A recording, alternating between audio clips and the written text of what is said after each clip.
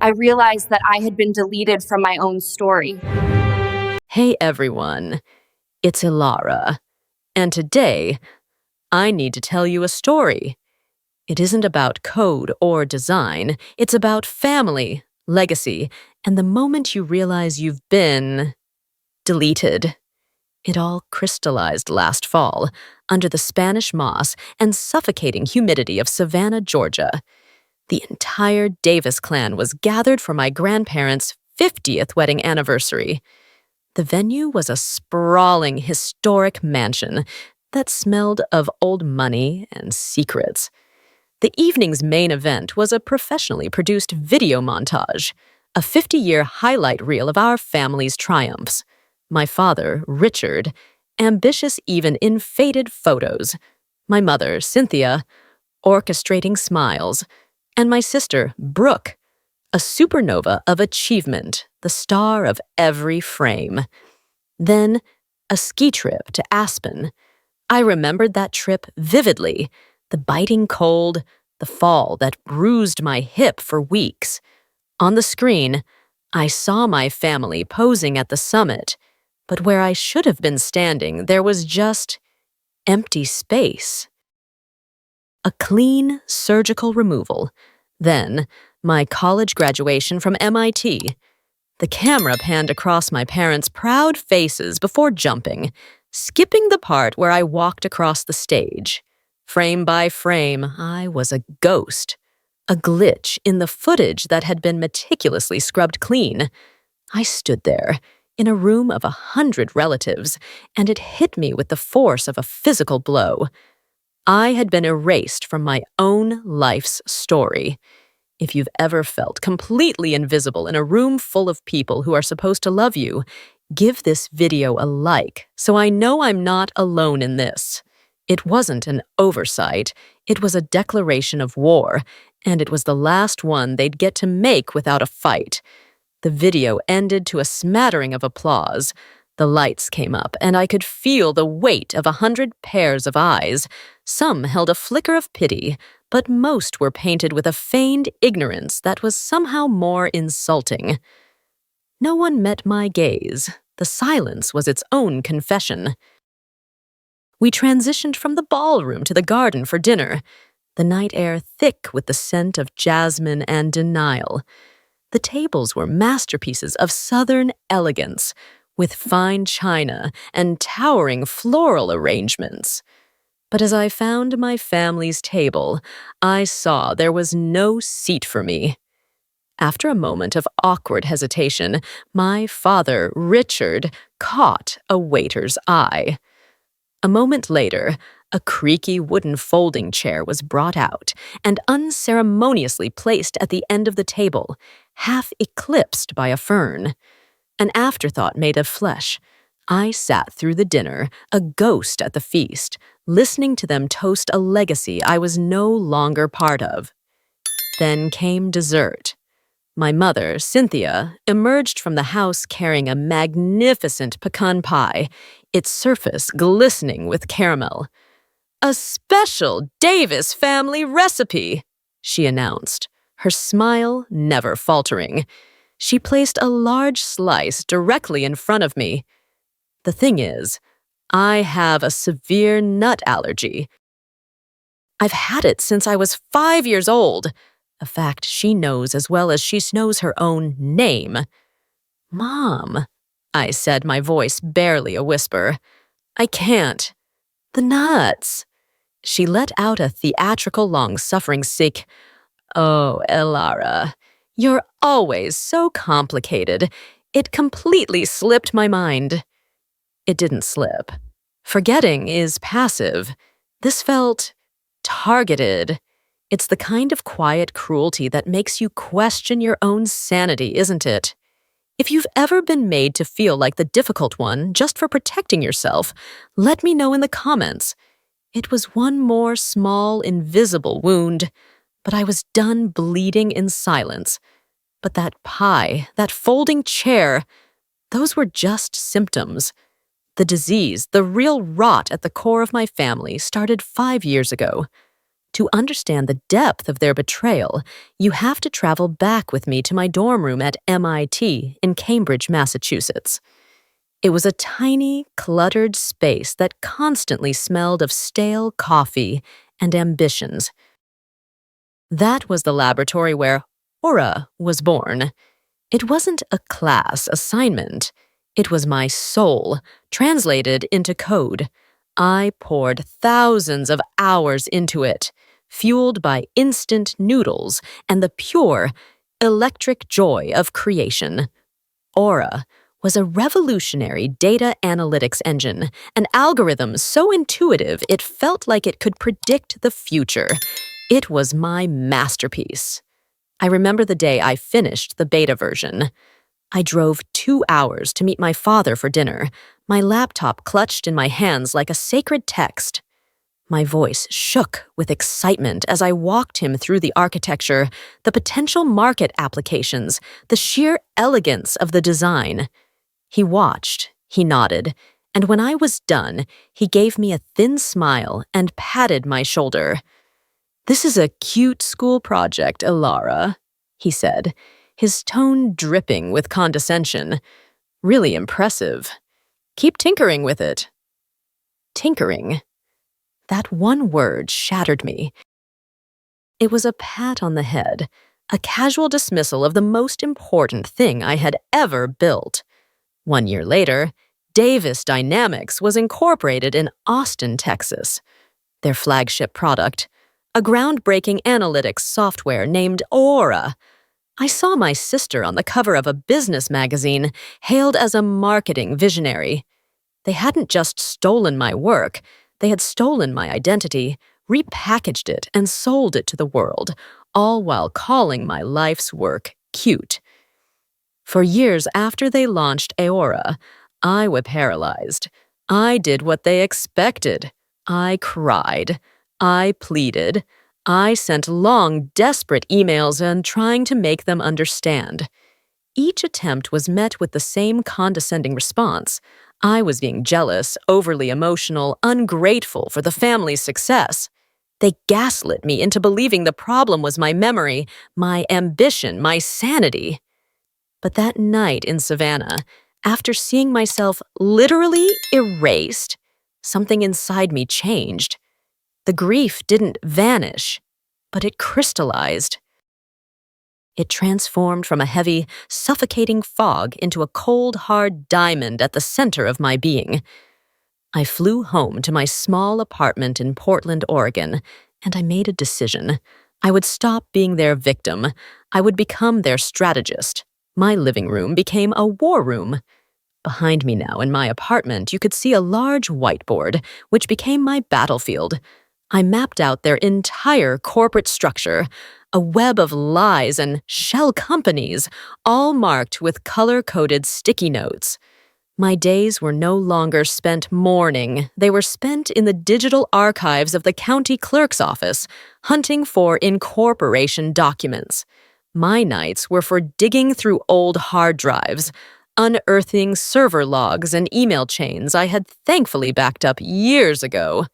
Every dismissive message from my father, every glowing press release from Brooke's marketing team, it all became ammunition.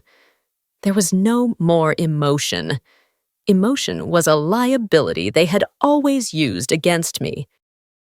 I had a choice: rage and scream, which is what the hysterical daughter would do, or become the architect of their reckoning.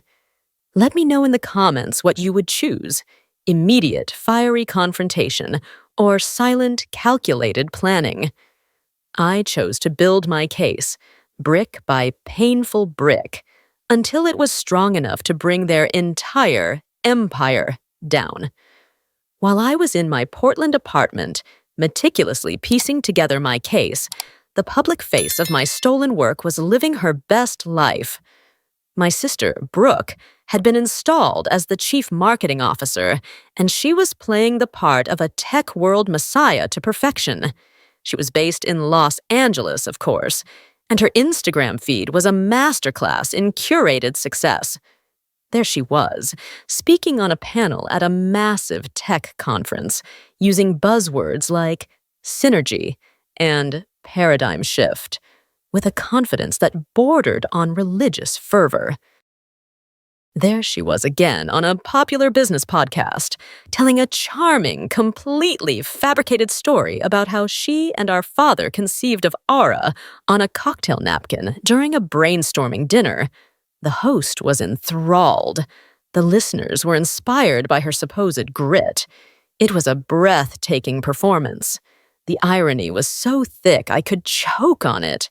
I once watched an interview online where a journalist, to his credit, asked her a moderately technical question about Aura's core algorithm. I saw it, just for a second. The flash of pure, unadulterated panic in her eyes. The brief, terrifying moment where the mask slipped and revealed the emptiness behind it. She recovered in a heartbeat, of course, deflecting with a practiced laugh and a line about not wanting to bore the audience with the technical jargon. She called my life's work jargon. She was the flawless, charismatic front, and I was the ghost in the machine, the creator who had been deemed too quiet, too awkward, too inconvenient to exist. They didn't just steal my code, they stole my story and gave it to a better actress. My case was strong, built on a foundation of digital evidence and financial records. But it was missing a bridge, a human confession that could connect my code to their crime. I needed to flip an insider, and there was only one person who had been present for every signature, every shell corporation, every lie. My father's younger brother, Uncle Marcus, the family's longtime attorney. I knew confronting him in Austin, on my father's home turf, would be a mistake. So, I found out he was attending a legal conference in Seattle and booked a flight. We met in a quiet, minimalist coffee shop downtown, the air smelling of rain and roasted espresso. He greeted me with a warm, unsuspecting smile, assuming it was a pleasant family surprise. I didn't waste time on pleasantries. After the lattes arrived, I let the silence stretch for a moment before sliding a single sheet of paper across the cool, polished table. It was a copy of the initial copyright filing for Aura, the one he had personally drafted and submitted. The author listed was Richard Davis.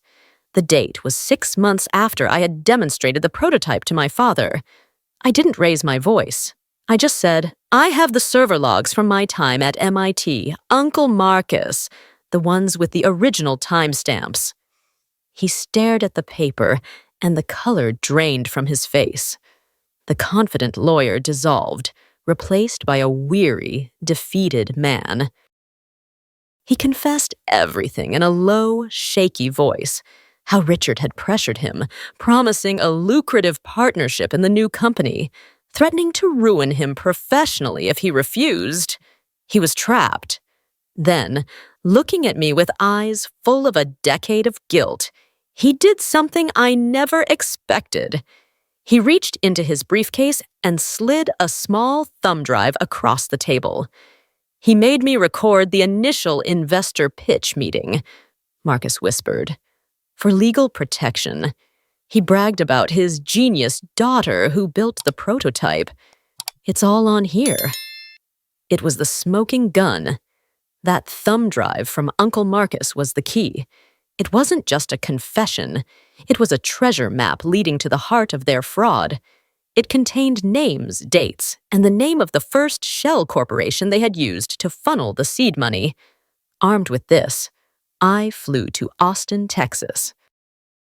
I walked into the Travis County Clerk's office, right in the heart of their kingdom, not as a victim, but as a hunter who had finally caught the scent of her prey. For 3 straight days, I sat in a sterile, fluorescent-lit records room with my own lawyer, a brilliant woman who specialized in intellectual property theft. With every document she pulled, the labyrinth of their deceit became clearer and uglier. They had set up a chain of 3 different LLCs, each one selling the rights to Aura to the next, systematically burying the origin story deeper and deeper, not just from me, but from the IRS. But the final blow, the document that made me feel physically ill, was a form from 5 years ago. I vaguely remembered signing it. I was 20 years old, home from MIT for the summer. My father had presented it to me as a standard non-disclosure agreement for my school project. Something to protect my idea, he'd said with a warm smile. I trusted him implicitly. I signed it without reading the fine print. But looking at it now, my lawyer confirmed the sickening truth. It wasn't an NDA. It was an ironclad, legally binding transfer of all intellectual property rights for Aora and any derivative works to a holding company he controlled. The sale price, $1. It wasn't a crime of opportunity, it was a premeditated heist, planned against his own daughter. If you've ever had a moment where a horrible truth became so clear it literally knocked the wind out of you, type turning point in the comments below. In that moment, the game changed. This was no longer about getting credit. This was about justice. With a case file as thick as a novel and an arsenal of undeniable proof, all I needed was the right stage. And my family, in their infinite and glorious arrogance, built it for me. 6 months after my trip to Austin, I saw the news online. Davis Dynamics had been nominated for the prestigious Innovator of the Year award. The ceremony was a massive black-tie gala held in a grand ballroom at a luxury hotel in downtown Chicago. It was the tech industry's equivalent of the Oscars, attended by every major CEO, venture capitalist, and journalist in the business. It was, in short, the perfect place to detonate a truth bomb. I didn't buy a ticket for the event. I didn't have to. My lawyer had been making a few discreet, anonymous calls, sharing just enough evidence with the event organizers to guarantee me something better than a seat, a speaker slot they couldn't refuse. From my hotel room across the street, I watched a live stream of the red carpet. There was my father, Richard, looking regal and proud in his tuxedo. My mother, Cynthia, dripping with diamonds and smug satisfaction. And Brooke, she was a vision in red silk, charming the reporters with sound bites about her passion for disruption. They were on top of the world, untouchable, basking in the adoration of their peers, completely oblivious to the fact that their perfectly crafted universe was just minutes away from total annihilation. They had no idea that the ghost they had spent years erasing was not only in the building, but was about to take center stage. The announcer on the live stream called their name.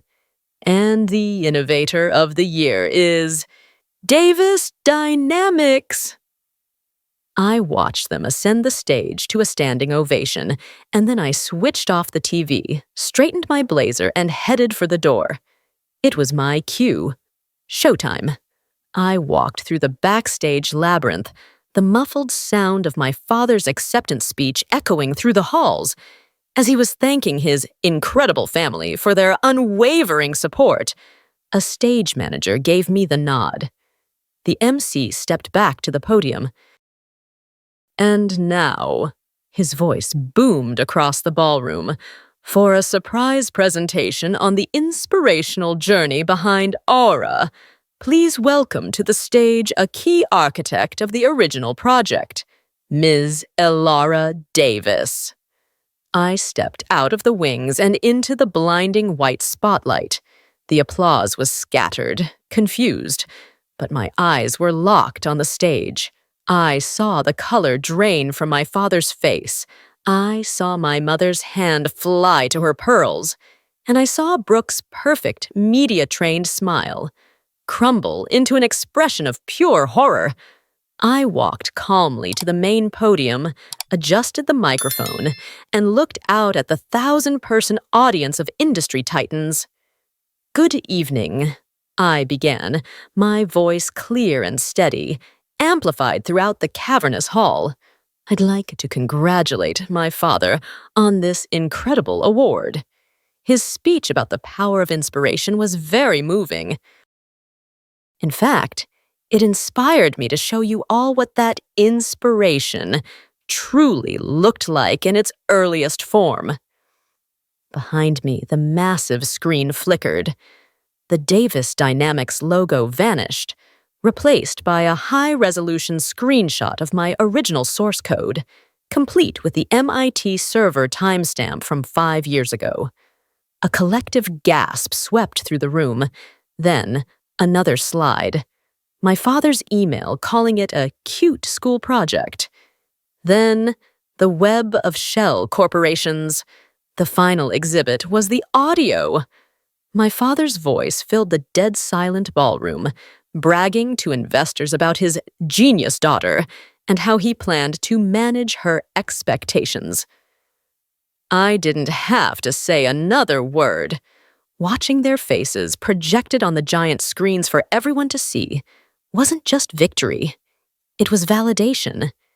If you've ever had a moment where you finally felt seen after years of being invisible, I want you to share that powerful feeling in the comments below. I didn't stay to see the fallout.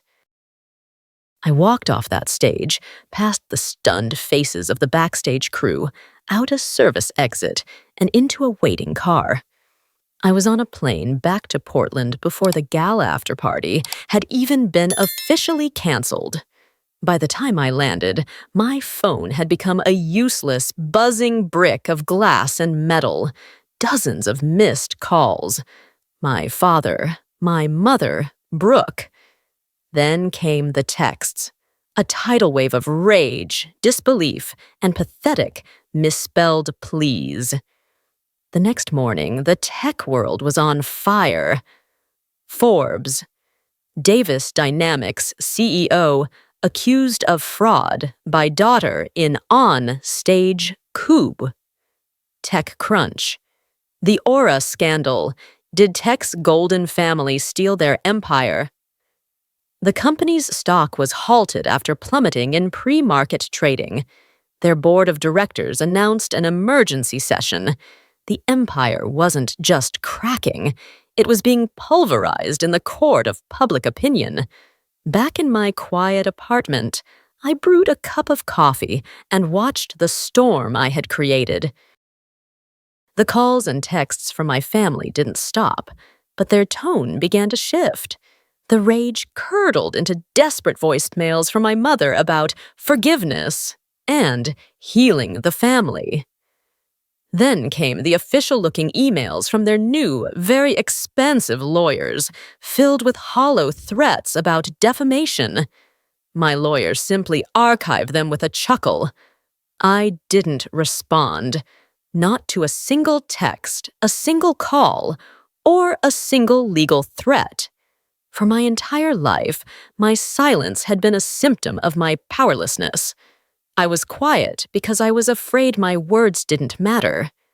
But now, my silence was my shield and my sword. Every unanswered call was a boundary. Every ignored email was a verdict. They had built their kingdom by stealing my voice, Uti. It was only fitting that their ruin would be met with my absolute, unshakable, deafening silence. The legal battle that followed was brutal, but brief. With the mountain of evidence I presented, they had no choice but to settle out of court. The number was significant, but I didn't want their toxic company. Taking over Davis Dynamics would have felt like moving into a house built on a graveyard. The foundation was rotten, so I let it crumble under the weight of its own scandal. I took the settlement, packed up my life in Portland, and moved here to Denver, Colorado. I needed the mountains, the vast sky, and a place where I could build something that was truly mine, from the first line of code to the last brick in the wall. You can see behind me now, I'm in the headquarters of Elysian Code. My company, my rules, my culture of transparency. We're creating things here that I'm truly proud of, with a team that values integrity as much as innovation. Every detail was a conscious choice. The company logo, which I designed myself, is a stylized phoenix rising from a string of broken binary code. In our lobby, where a corporate founder's portrait might hang, there is a single, large, black frame. Inside it is not a photo, but a copy of my first official patent, with my name, Elara Davis, listed as the sole inventor. Last month, a reporter from Wired magazine came to do a feature on the company. As the photographer snapped a picture of me standing next to that frame, I realized it was the only family portrait I would ever need. It wasn't a picture of a group pretending to be happy. It was a testament to survival. It was proof that the most important thing I ever built wasn't a piece of software. It was the life I built for myself after they did their best to delete me. So, that's my story. It was never really about revenge. Revenge is about looking backward, chained to the people who hurt you. This has always been about building forward. Through that fire, I learned that healing isn't a destination, it's a practice. And I developed a set of rules, a personal guide for anyone who has ever felt erased and wants to reclaim their narrative. I call it my rule book for rebirth, and I want to leave it with you today. Rule number 1, document your genius. Your ideas, your late-night creations, your unique perspective. That is the most valuable currency you will ever own. Copyright your work, timestamp your files, email your concepts to yourself, create an undeniable paper trail of your brilliance. Never let anyone, especially family, convince you that your life's work is just a cute project. Rule number 2. Your value is not negotiable. People will constantly try to define your worth for you.